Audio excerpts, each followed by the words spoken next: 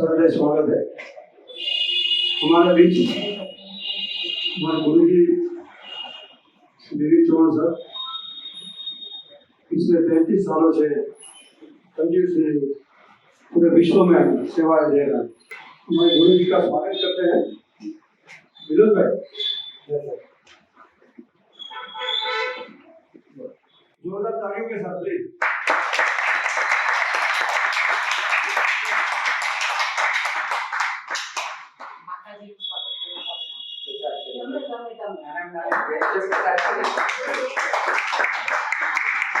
सत्र की शुरुआत हम ईश प्रार्थना से करेंगे। एक ऐसी ईश प्रार्थना जिसमें पूरा एनडीएस आ जाता है। अगर आप इसका एक एक वर्ड समझोगे तो आपको कोई सवाल करने की जरूरत ही नहीं पड़ेगी, क्योंकि इसमें पूरा एनडीएस आ जाता है। तो पहले हम ईश प्रार्थना करेंगे, फिर गुरु जी का प्रवचन है। सब जग जानी करहु प्रणाम चोरी जुग पानी। इंट्रोड्यूस करो कहीं नहीं खुद को। तो मैं बीई इलेक्ट्रिकल 1971 में AD college of engineering Ahmedabad वहां से मैंने इंजीनियरिंग की पूरी की। बाद में गुजरात इलेक्ट्रिसिटी बोर्ड में जॉब लग गई। जूनियर इंजीनियर से लेकर सुपरिंटेंडेंट इंजीनियर तक मेरी जर्नी चली। तब तक मेरी आयु रिटायरमेंट तक पहुंच चुकी थी, क्योंकि तो 2000 साल में 2004 में वही मर्यादा के हिसाब से नियुक्त हो गया। बचपन से बीमार रहा, इतना बीमार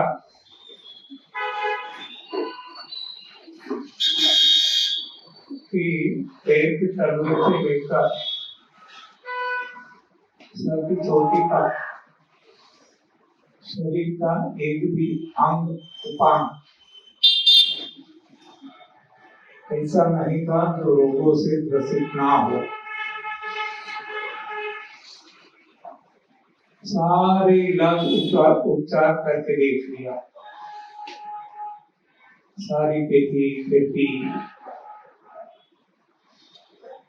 आज मेरी उम्र 80 चल रही है। 1946 सितंबर में मेरा जन्म हुआ। अमरेली डिस्ट्रिक्ट का गांव। तो उस वक्त गांव में कोई भी सुविधा नहीं।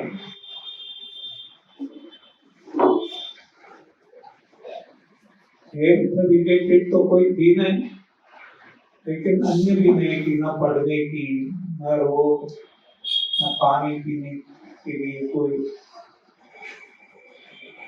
तो ऐसे समय में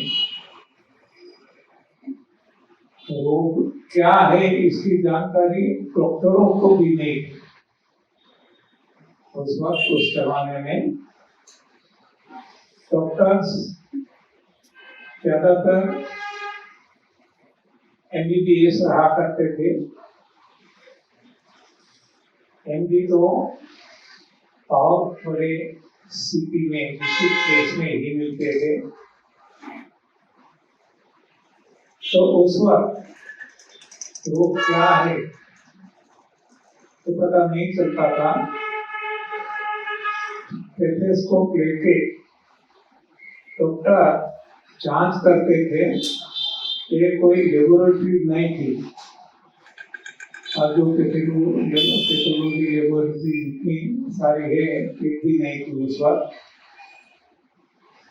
तो जो डॉक्टर को ठीक लगा तो निदान करते और दवाइयाँ लिख देते। रोग दब गए तो ठीक है, कोई परेशानी बढ़ गई, रिएक्शन आ गया तो डॉक्टर को बताने से फिर से वो दवाई बदलते थे, चेंज करते रहते थे। ऐसा जमाना था। इसलिए बताता हूँ कि लोग हमें पूछते हैं कि आपको कौन कौन से रोग थे। तो उस जमाने में रोगों की पहचान ही नहीं थी। बस यहाँ कुछ होता है, यहाँ कुछ होता है, सर दर्द होता है, पेट में दर्द होता है, ऐसा ही कहते थे। तो ये सारी समस्याओं का समाधान करने के लिए सबसे पहले तो घरेलू उपचार किए, कोई फायदा नहीं मिला, परेशानियां बढ़ती गई। आयुर्वेदिक उपचार किया, कोई फायदा नहीं मिला। आगे एलोपैथी का उपचार किया, फायदा नहीं मिला, रोग बढ़ते जाते थे।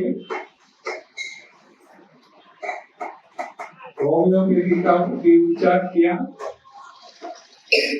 होम्योपैथी भी इतनी फेमस नहीं थी।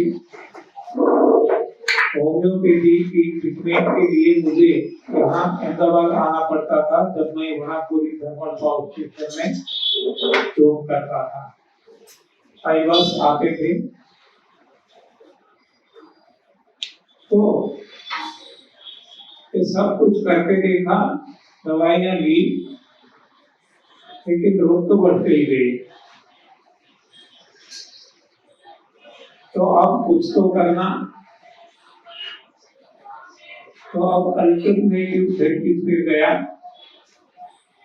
पानी पे भी स्वमूत्र थेरेपी, शिवांगु गौमूत्र थेरेपी, हास्य थेरेपी,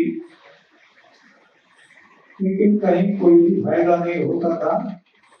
तो और आगे योगासन, प्राणायाम, रेकी, व्यायाम, ये सब कुछ करके देखा, लेकिन फायदा नहीं होता था। तब रोग नाबूदी के लिए यज्ञ, होम, हवन, क्रियाकांड मेरी पत्नी पे किया। पत्नी को भी बहुत सारे रोग थे, बचपन से ही माइग्रेन, दवाइयाँ लेते लेते एसिडिटी, दोनों के दवाइयाँ लेते लेते ओबेसिटी, इन तीनों की दवाई लेते लेते रूमेटॉइड आर्थराइटिस, तो ऐसी रोगों की कतार लग गई थी। वो भी इतनी परेशान रहती थी, रात भर सो नहीं पाती थी, रोती रहती थी, दवाइयाँ तो लेती थी।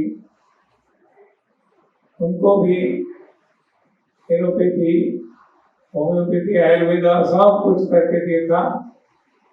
मेरी तरह उनके भी रोग बढ़ते ही जाते थे, परेशान थी। इस पे प्रयोग किया तो उनको भी वही परिणाम मिला जो मुझे मिला। सारे लोग कब गायब हो गए पता नहीं चला।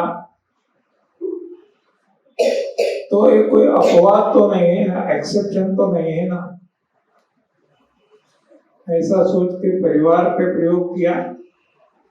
परिवार के जिन जिन लोगों ने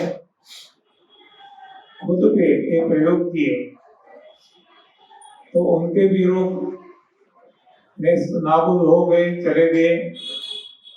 दवाइयां बंद हो चुकी, तब हौसला बढ़ गया, आत्मविश्वास बढ़ गया कि इसमें कोई दम तो है, ये चीज बड़ी है मस्त मस्त, तो इसको अब छुपा के नहीं रखना है, अब इसको जन जन तक पहुंचाना है सारी दुनिया में। तो जितना हो सके प्रयास में लग गए हम, छोटे छोटे सेमिनार्स करने लगे, स्कूलों में जाके, कॉलेजों में जाके, किताबें लिखी,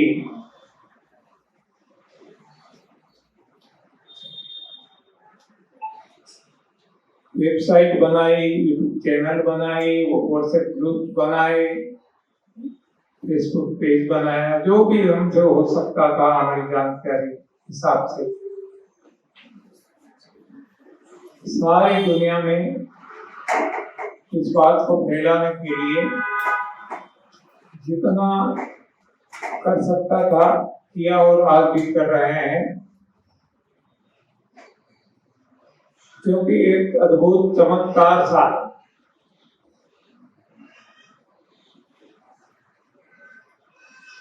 तो धीरे धीरे धीरे लोगों की समझ में आने लगा, खुद के प्रयोग करने लगे, मनचाहा अच्छा चमत्कारिक परिणाम मिलने लगा,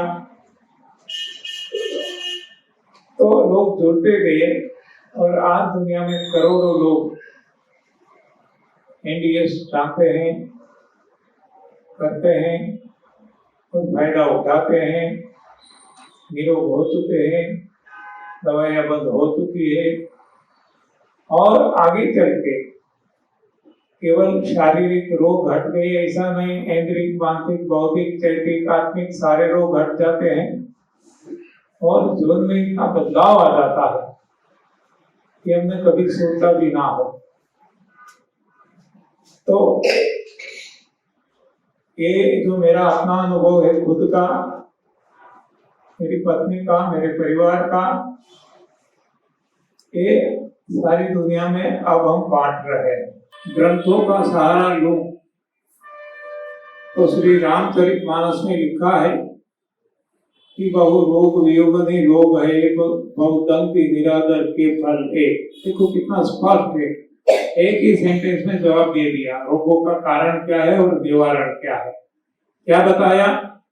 बहु रोग वियोगनि रोग है, लोगों की बात है, और सारे प्राणी नहीं। और हम देखते हैं और कोई प्राणी बीमार नहीं होते, लोग खुद बीमार होते हैं, और लोग जो अपने पास रखते हैं, चूहे, कुत्ते, बिल्ली, गाय, भैंस, हाथी, घोड़ा, बैल, उनको भी लोग बीमार कर देते हैं। बाकी जो लोगों के पास नहीं है, स्वैर विहारी है, जंगल में रहते हैं, वो बीमार नहीं पड़ते। कोई शारीरिक समस्या आ भी जाती है तो वो खुद ठीक कर लेते हैं, वो कोई वैद्य डॉक्टर के पास नहीं जाते। लेकिन पशु दवाखाना हमने बनाए और हमारी दवाखाना हॉस्पिटल्स हमने बनाए, और एक भी रोग आज तक किसी का न ठीक हुआ है न हो सकता है। और फिर भी हम इतने अंधे हो चुके हैं कि भगवान को भूल चुके हैं और एक गलत ज्ञान विज्ञान को हम सर्वश्रेष्ठ मान के बैठ गए हैं।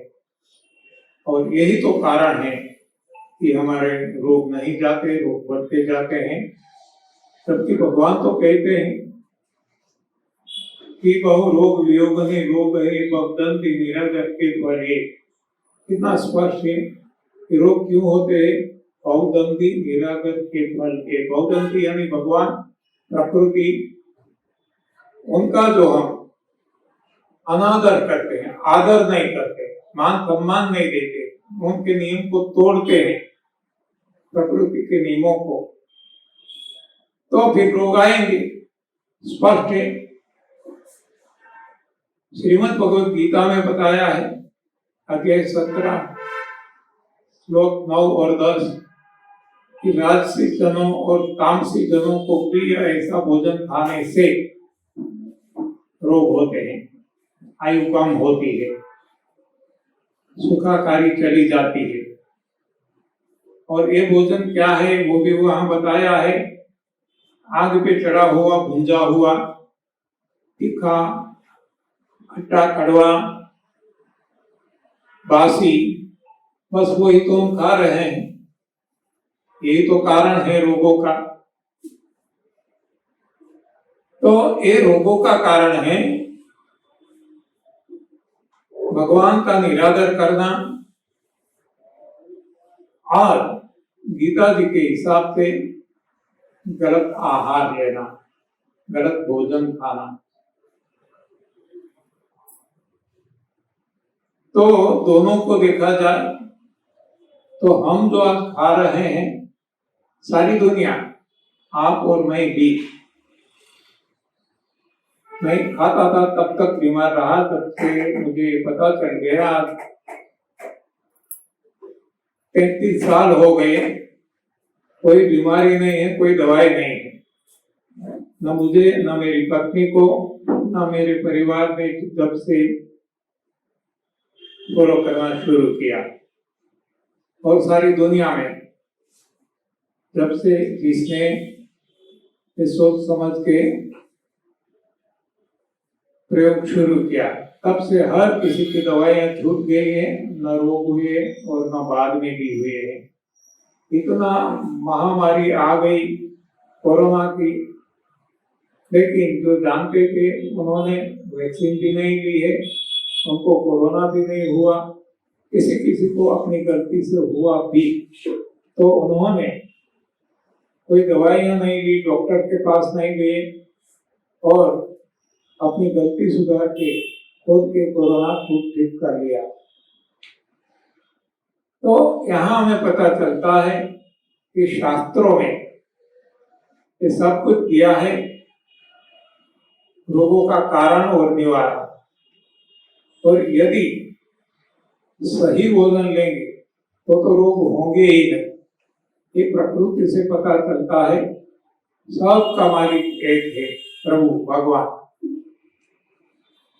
सारी जीव सृष्टि भगवान ने बनाई, 84 लाख प्राणियां। तो इसमें हर कोई प्राणी, चाहे जलचर हो, स्थलचर हो, नभचर हो, तो तंदुरुस्त है, कोई बीमार नहीं है, कोई डॉक्टर के पास नहीं जाते, कोई दवाई नहीं लेते, कोई योगासन नहीं करते, कोई जिम नहीं जाते, कोई प्राणायाम नहीं करते, कोई रोग नाबूदी के लिए अपने गुरु के पास जाके आशीर्वाद नहीं लेते, कोई कुछ भी नहीं करते, और फिर भी किसी को कोई रोग नहीं है, और हो गया तो खुद ठीक कर लेते हैं। तो यहाँ क्या कारण है? तो दो जो हमने देखा, एक है रामचरितमानस, भगवान का निरादर, बहु रोग वियोग नहीं रोग है, बहुदंती यानी भगवान निरादर के फल है। उनका निरादर किसने किया? इंसान ने। तो इंसान रोगी हो गया। अन्य सारे प्राणी जो इंसान के कब्जे में नहीं है, वो अपने हिसाब से, अपनी तरीके से वो अपना अपना भोजन खाते हैं, ना आग पे चढ़ाते हैं, ना अपने भोजन के अलावा कुछ खाते हैं, तरो ताजा तोड़ के खाते हैं। तो ये प्रकृति के नियम को पालन करते हैं, आदर देते हैं, इसीलिए वो निरोग है। जबकि हम उल्टा करते हैं, हमें पता ही नहीं है हमारा भोजन क्या है। हम मैन मेड साइंस, मानव सचित विज्ञान ने जो बताया, vitamin, protein, calcium, carbohydrate, minerals, fat, calorie, इस सिद्धांत को सही मान के तो विज्ञान ने हमें समतोल आहार दिया, बैलेंस डाइट, ये खाने लगे दाल चावल रोटी पूरी पराठे, यानी कि अनाज दालें, साथ साथ एनिमल प्रोडक्ट, दूध से बनी चीजें, मांसाहार, और जो हमारा भोजन में अनाज दालें मिले, ये सब कुछ जब से हम खाने लगे वो प्रकृति का निरादर है, भगवान का निरादर है, और यही तो कारण है रोग होने का। ये रामचरितमानस की बात हो गई इन शॉर्ट। अब देखा जाए श्रीमद् भगवद गीता, तो इसमें भी यही बताया है कि राजसी और तामसी जनों को प्रिय ऐसा गलत आहार, आग पे चढ़ाया हुआ, भुंजा हुआ, मिर्च मसाला डाला हुआ, बासी,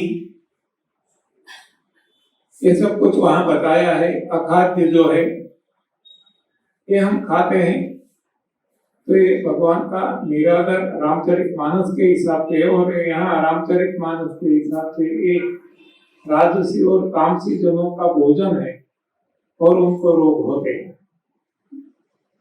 तो रोग यदि नहीं चाहिए हमें, तो भी वहां बताया है अध्याय 17 श्लोक 8 में, ये जो मैंने बताया राजसी तामसी जनों का भोजन, ये 9 और 10 अध्याय 17 श्लोक 9-10 में है, जबकि श्लोक 8 में बताया है कि सात्विक जनों को प्रिय ऐसा भोजन, रसयुक्त आहार, ये लेने से सबसे पहले लिखा है आयु सत्वम बलम बुद्धि, आयु बढ़ती है। हम मानते हैं आयु नहीं बढ़ती, तब जाना है, नहीं, ये भी गलत ख्याल है। आयु भी बढ़ सकती है, कम हो सकती है। यदि हम यहाँ है, कोई गोली मार दे मर जाएंगे, यदि हम जहर पी लेंगे मर जाएंगे। लेकिन सही भोजन जो श्लोक 8 श्रीमद् भगवद गीता अध्याय 17 में बताया है, ऐसा रसयुक्त आहार यदि कोई लेता है तो उसकी आयु बढ़ जाती है। मेरी आयु बढ़ गई, मैं 45 सुसाइड करने वाला था, मर जाने वाला था, लेकिन ऐसा भोजन जो रामचरितमानस और श्रीमद् भगवद गीता में बताया है, ऐसा जब से खाने लगा, और जो गलत खाना खाता था जब से मैंने छोड़ दिया, तो आज 80 के भी में सारी दुनिया में घूम रहा हूं। तो ये भी भोजन का प्रभाव है। तो अब समझ में आ चुका है कि सब कुछ भोजन पे ही निर्भर है। इसीलिए हम कहते भी हैं कि you are what you eat, आप जो खाते हैं वैसा आप बन जाते हैं, क्योंकि जैसा अन्न है वैसा तन है। यदि अन्न गलत है तो तन गलत बन जाएगा, रोगिष्ठ बन जाएगा। जैसा अन्न वैसा मन भी है। अन्न यदि सही है, मन सही रहेगा, सोच सही आएगी, पॉजिटिव थिंकिंग ही रहेगा, और कर्म भी इस हिसाब से सही अच्छे ही करेंगे, तब हमारी छवि अच्छी रहेगी।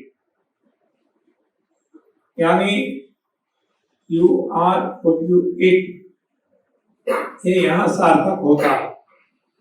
तो भोजन का इतना बड़ा महत्व है मानव देह में, मानव जीवन में। लेकिन भोजन को तो हमने मोक्ष शोक का साधन बना दिया। होटल रेस्टोरेंट में खाते हैं, ना खाने का सब कुछ खाते हैं, गरम गरम सब कुछ खाते हैं, ठंडा करके खाते हैं, फैक्ट्री में बना के खाते हैं। हाँ, तो ये सारे रोगों का कारण है, गलत है। वैसा खाना हमें खाना चाहिए जिससे अन्य प्राणी खाते हैं, उनका भोजन तरो ताजा तोड़ के ना आग पे चढ़ाना। जो हमारा भोजन नहीं है, ऐसा एनिमल प्रोडक्ट नहीं लेना, तो हम भी निरोग रह सकते हैं। ये जब से समझ में आया, हमने हमारा भोजन बदल दिया। आज 33 इयर्स हो गए, इसको फॉलो करते हुए 1993 से शुरू किया। तो आज हम संपूर्णतया निरोग है, कोई दवाइयां लेनी नहीं पड़ती, कोई डॉक्टर के पास जाना नहीं पड़ता। तो ये जो हमारे साथ हुआ, हमारे परिवार के साथ हुआ, दुनिया में करोड़ों लोगों के साथ हुआ, वो हर किसी के साथ हो सकता है। तो अब इसको साइंटिफिकली देखें, स्पिरिचुअली तो देख लिया, धर्मशास्त्र से देख लिया, अब साइंटिफिक दृष्टिकोण से देखें तो मैं इंजीनियर हूं। तो इंजीनियरिंग में बहुत सारी शाखाएं हैं, ब्रांचेज है। एक ब्रांच है ऑटोमोबाइल इंजीनियरिंग, जहाँ व्हीकल्स बनाते हैं। तो व्हीकल्स डायरेक्ट नहीं बनता, पहले डिजाइन की जाती है, और डिजाइन के पहले सोच में आती है, विचार, वहां से शुरुआत होता है कि व्हीकल की जरूरत है, कौन सा व्हीकल एक व्यक्ति के लिए, 2 के लिए, 5 के लिए, 50 के लिए, 500 के लिए है।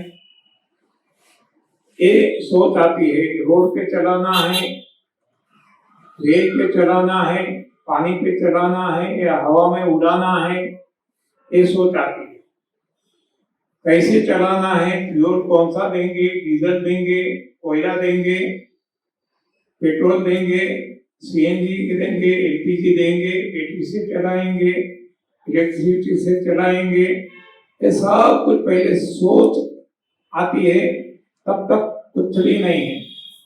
बाद में वो पेपर पे आता, इसकी डिजाइन बनती है, कैलकुलेशन ये सब कुछ करके, और बाद में इसका कंस्ट्रक्शन होता है, रचना होती है, निर्माण होता है, और निर्माण होने के बाद चलाने के लिए किसी को दिया जाता है, मार्केट में रख दिया जाता है। तो देखो, डिजाइन करने वाला कोई और है, बनाने वाला कोई और है, जबकि चलाने वाला कोई और है। तो चलाने वाले को क्या पता कैसा इसको ऑपरेट करना है, चलाना है, तो इसके साथ एक गाइड आती है, ऑपरेशन एंड मेंटेनेंस मैन्युअल, छोटी सी बुक होती है। कोई भी एक मोबाइल भी ले ले तो वहां भी ये बताया गया है, इसको इसी तरह से चलाना है, बैटरी को इनिशियल चार्ज करना है 24 आवर, बाद में ऐसा वैसा है, सब कुछ वहां दिखाते हैं। तो उसी तरह इंसान के लिए भी ऐसी ऑपरेशन एंड मेंटेनेंस मैन्युअल भगवान ने दी है, और वो है शास्त्र वेद पुराण। इसमें सब कुछ दिया है, लेकिन हम ये भूल गए और हमारे शास्त्र बना लिए, फिजिक्स, केमिस्ट्री, बायोलॉजी, ये सब कुछ, यानी भौतिक शास्त्र, रसायन शास्त्र, शरीर शास्त्र, भूस्तर शास्त्र, खगोल शास्त्र, ज्योतिष शास्त्र, ऐसे नाने प्रकार के शास्त्र हमने बना लिए, और इसमें खुद हम फंस गए। इसमें से बाहर आना अब लगभग नामुमकिन सा हो चुका है। अपनी ही बिछाई हुई जाल में हम फंस गए हैं, जबकि अन्य प्राणी ऐसे कोई शास्त्रों को जानते नहीं हैं, वो पढ़े लिखे नहीं हैं, और उनको केवल इतना कॉमन सेंस से पता है कि मेरे सर्जनहार भगवान है, और भगवान ने मेरे लिए क्या भोजन बनाया वही वो खाते हैं, इसीलिए वो नितांत निरोग रहते हैं। तो अब ये ऑटोमोबाइल इंजीनियर के हिसाब से हम देखें तो उन्होंने जो कार बनाई, कार भी देखो डिफरेंट टाइप की है। कार दिखती है एक सी, लेकिन कोई डीजल से चलती है, कोई पेट्रोल से, कोई सीएनजी, कोई एलपीजी से चलती है, कोई बैटरी से चलती है। ऐसी नाना प्रकार की कार व्हीकल्स बनाए। पहले स्टीम इंजन चलता था, कोयले से चलता था। तो इसी हिसाब से भगवान ने जो इस सृष्टि बनाई, इसमें भी बहुत सारी योनियां बनाए। कई कई योनियां केवल हवा प्रकाश पानी से अपना जीवन गुजारा करती है, जैसे वनस्पति पेड़ पौधे। जबकि पक्षी है, बर्ड, चिड़िया, वो ज्यादातर अनाज व दालें, ग्रेन्स एंड पल्सेस वो खाके अपना गुजारा करती है। कोई कोई पक्षी मांसाहारी भी भगवान ने बनाए हैं तो मांस खाते हैं। कोई कोई पक्षी मिश्र आहारी है तो अनाज दालें भी खाते हैं, मांस भी खाते हैं। इस हिसाब से भगवान ने उनकी डिजाइन की, रचना की, निर्माण किया शरीर का। तो उसी तरह घास खाने वाले भी बनाए, मांस खाने वाले भी बनाए, समंदर, नदी, तालाब में रहने वाले प्राणी भी बनाए, जलचर। तो हर किसी के देह बिलग बिलग, हर किसी के भोजन बिलग बिलग, और हर कोई अपना ही भोजन खाते हैं तो निरोग है। और वैसे ही खाते हैं जैसे भगवान ने दिया, कोई अपनी ओर से फेर बदल नहीं करते। तो ये निरोग रहने का कारण है सही आहार, डिजाइन फूड। जबकि इंसान ने खुद का विज्ञान बनाया और विटामिन इससे मिलेगा, प्रोटीन इससे मिलेगा, कैलोरी यहाँ से मिलेगी, इतनी मिलेगी, ये सब कुछ सोच सोच के खाया। तो अनाज दालें खाते हैं आज भी, मांस मच्छी अंडे खाए आज भी खा रहे हैं, एनिमल प्रोडक्ट। और एक एनिमल प्रोडक्ट दूध से बनी चीजें वो भी आज खाई जाती है सारी दुनिया में।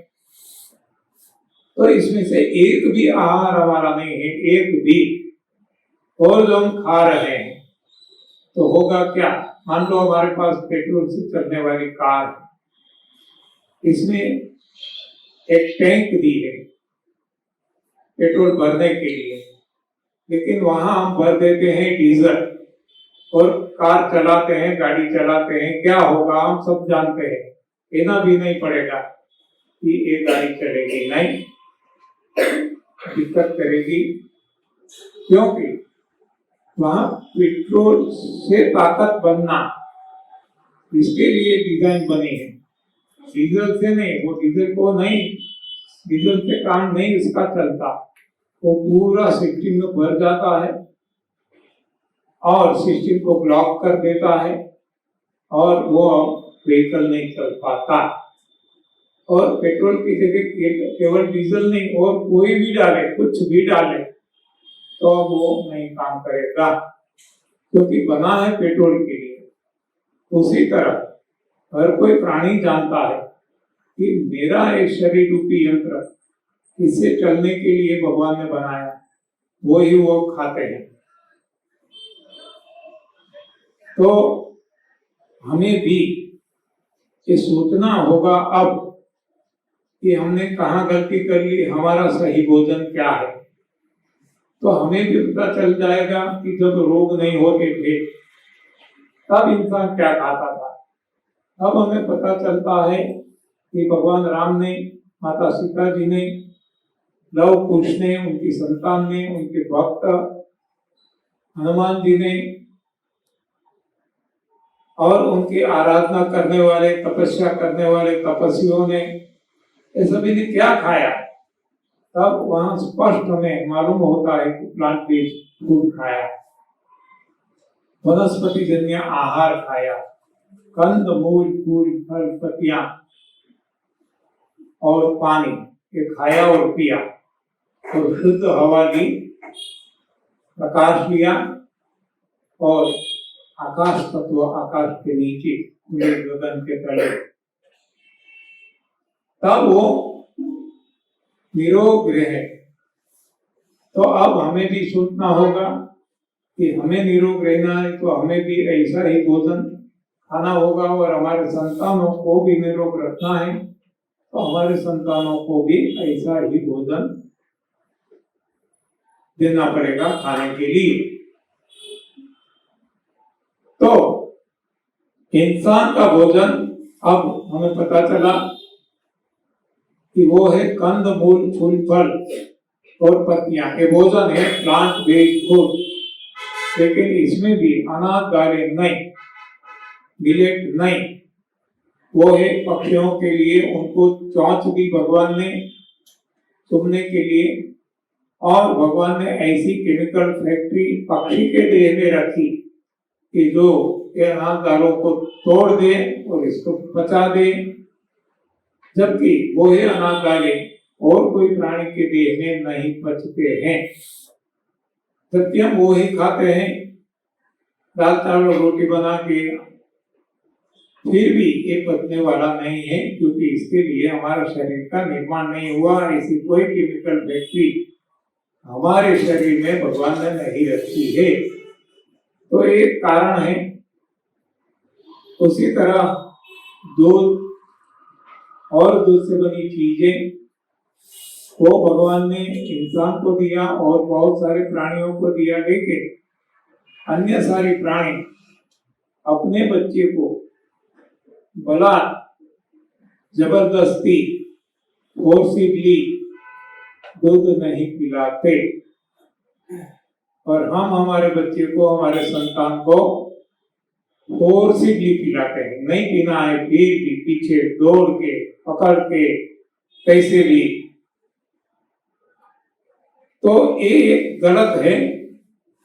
भोजन है हमारा दूध कब तक, जब तक भगवान ने माता को बच्चे के लिए दिया, और जैसे ही बच्चों को दांत दे दिया और माता का दूध बंद कर दिया, बाद में कोई भी दूध हमारे शरीर के लिए नहीं है।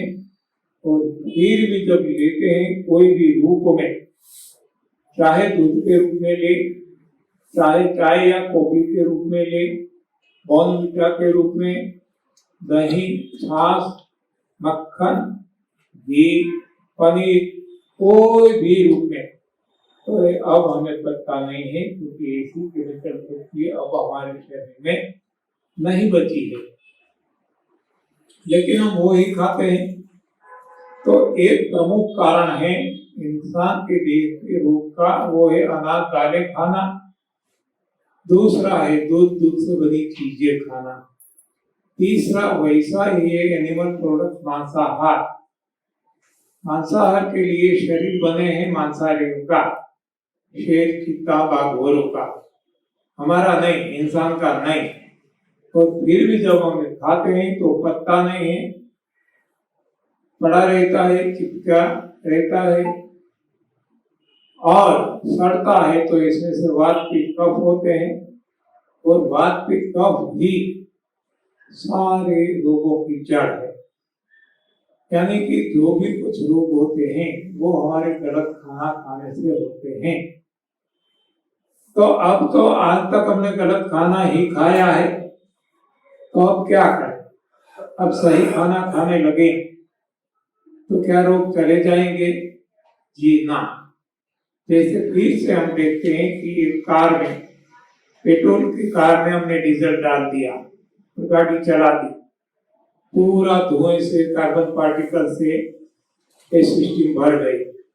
अब हमें पता चला कि हमारी गलती थी, हमें वहां पेट्रोल डालना था, हमने डाल दिया डीजल। तो अब चलो कोई बात नहीं, अब वहां पेट्रोल डाल के चलाते हैं। अब पेट्रोल डालते हैं तो ये गाड़ी चलेगी क्या? इम्पॉसिबल, नहीं चलने वाली है। क्यों?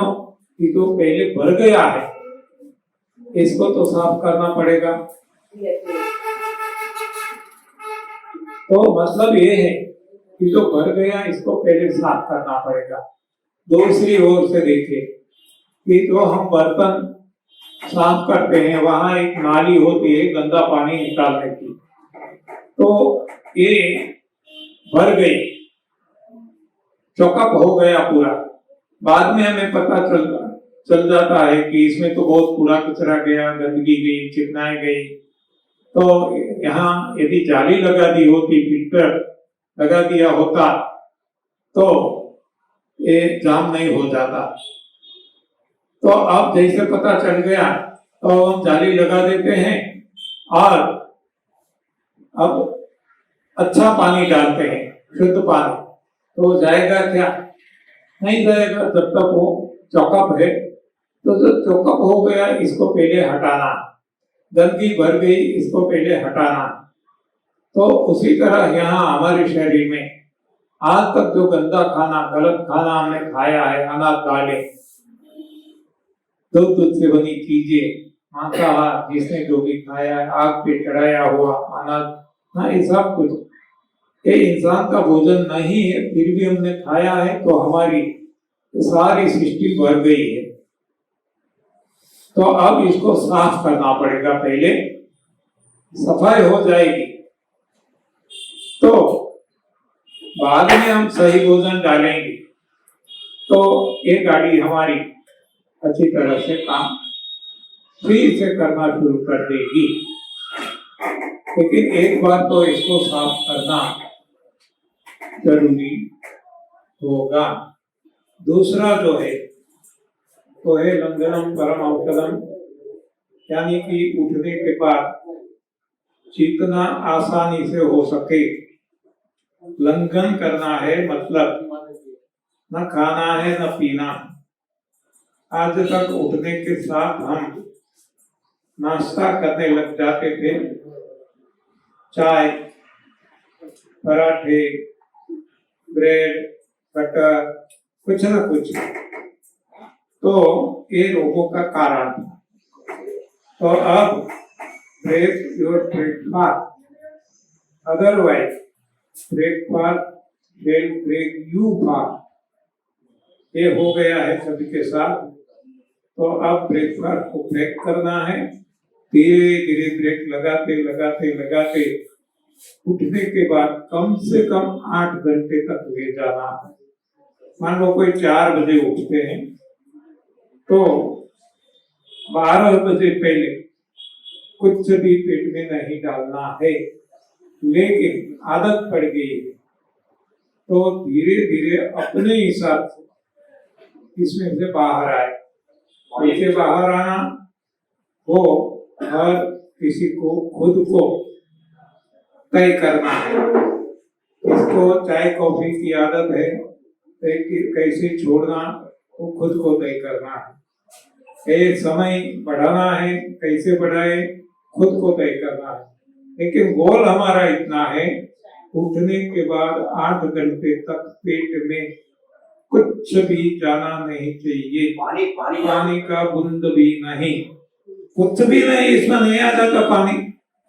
बार बार कहते कुछ भी नहीं, कुछ भी नहीं, कुछ भी नहीं, तो इसमें सब कुछ आ जाता है।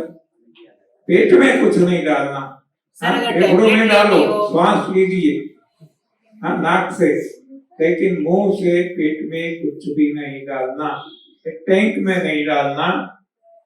और बाद में 8 घंटों के बाद अब जब भी भूख या प्यास लगती है तो सबसे पहले क्लींसिंग जूस डालना, डिटॉक्स जूस, जो आज अभी हमने किया।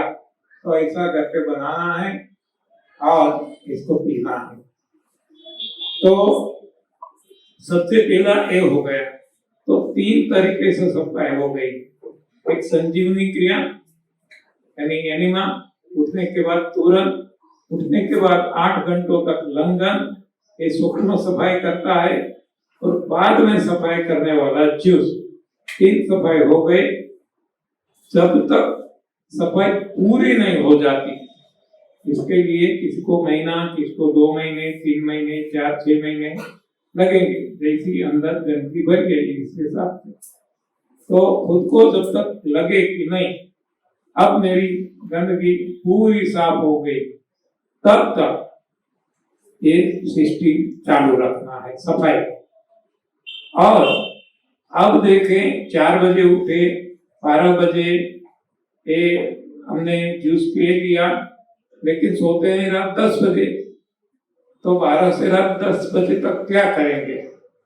तो उस वक्त हमें भूख से खाना है, प्यास से पीना है, लेकिन जब तक रोग ना हट जाए, यानी कि गंदगी साफ ना हो जाए, तब तक जूस के फॉर्म में खाना है या पीना है, रस के फॉर्म में चबा के रस अंदर जाने दो, ऊंचा कचरा फाइबर पात फेंक दो, या तो फिर ऐसा मिक्सी जूसी ग्राइंडर ब्लेंडर कैसे भी बना लो और ये पीते रहो रात 10 बजे तक, जब तक सोते हैं तब तक।